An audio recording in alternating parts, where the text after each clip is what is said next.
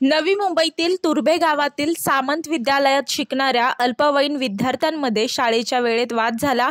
शाळा सुटल्यावर या वादाचे रूपांतर हाणामारीत झाले आणि दुर्दैवाने त्यामध्ये एका 17 वर्षीय विद्यार्थ्याचा मृत्यू झाला तर अन्य एक जण गंभीर जखमी आहे।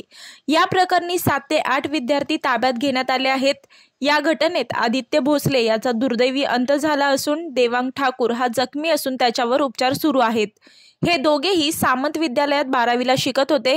भोसले आणि त्याच्या वर्गातील काही विद्यार्थ्यांचे वाद सुरूच होते। हा वाद काही वेळापुरता शमवण्यात आला, मात्र बुधवारी शाळा सुटल्यानंतर 12च्या सुमारास नजीकच्या मैदानात हा वाद पुन्हा उफाळून आल्याने आपापसात जोरदार भांडण आणि त्यानंतर हाणामारी झाली।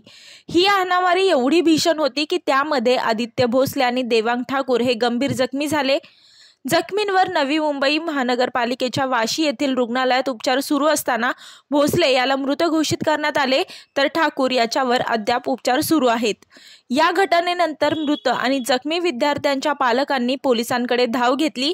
त्यानुसार एपीएमसी पोलीस व गुन्हे शाखा कक्ष 1 ने घटनास्थळी धाव घेतली असून 5 ते 6 विद्यार्थ्यांना चौकशीसाठी ताब्यात घेतले आहे। सदर घटनेचा तपास हा एपीएमसी पोलीस ठाणे व गुन्हे शाखा कक्ष 1 समांतररित्या करत आहेत, अशी माहिती परिमंडळ 1 चे पोलीस उपायुक्त पंकज डहाणे यांनी दिली।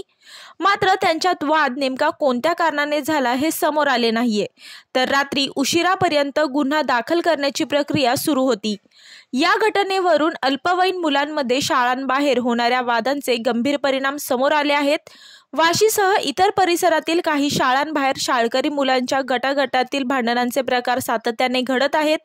यावरून पालकांचे देखील वाद होतात, मात्र शाळा प्रशासनाकडून गांभीर्य घेतले जात नसल्याने शहरातील शाळकरी मुले गुन्हेगारीच्या दिशेने पाऊल टाकत असल्याचं समोर येत आहे। मी वर्षा काटेकर, योद्धा न्यूज, नवी मुंबई।